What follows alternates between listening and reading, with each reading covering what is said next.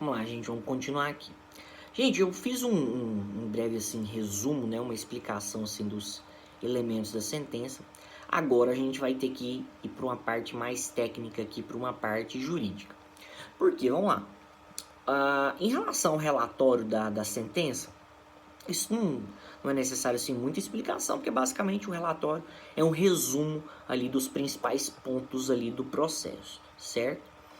Em relação à fundamentação, é importante saber que a fundamentação é o entendimento do juiz com relação aos fatos e com relação ao direito naquilo que ele vai julgar, né, o que justifica a decisão ali do juiz. Agora, quando a gente fala do dispositivo, a gente fala que é a parte, né, ali final da sentença que o juiz vai reconhecer ou não a procedência do pedido, condenando ou absolvendo ao réu. Só que existe uma parte muito importante em relação ao dispositivo, que vai ser a parte, principalmente, né, e aqui somente nas sentenças condenatórias, né, mas como vai ser o caso da nossa sentença, o juiz, quando ele declara a procedência do pedido e condena o réu, o juiz ele tem que fixar a pena do réu, o juiz ele tem que estabelecer qual regime de cumprimento do réu, ou seja, o juiz vai ter que fazer o que a gente chama, né, o que vocês já devem ter ouvido falar sobre dosimetria da pena.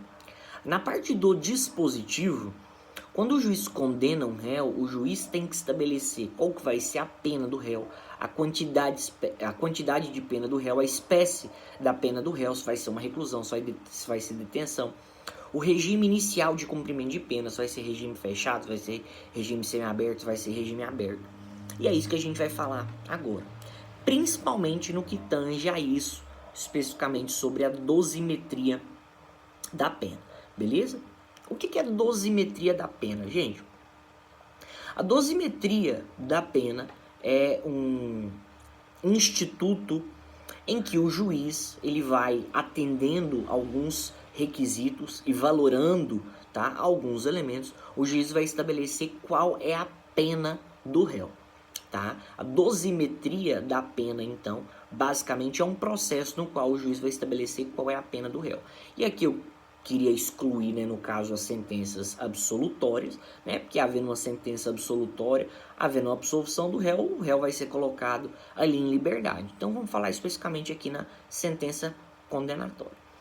A dosimetria da pena, gente, ela tem como fundamento e tem como base o artigo 59 do Código Penal. Então, quando vocês forem fazer a dosimetria da pena, eu queria que vocês tivessem cuidado ali, atenção com o artigo 59 do Código Penal. Por que o artigo 59 do Código Penal? E aqui já vamos falar a questão técnica. A dosimetria da pena, ela é realizada com base em um critério, com base em um procedimento que foi trazido pelo Nelson Hungria, que é o procedimento trifásico, tá? Para fixação da dosimetria, ou para o estabelecimento da dosimetria da pena do réu, é feito, então, uma repartição da dosimetria em 3 fases, por isso que é chamado de procedimento trifásico. São 3 fases.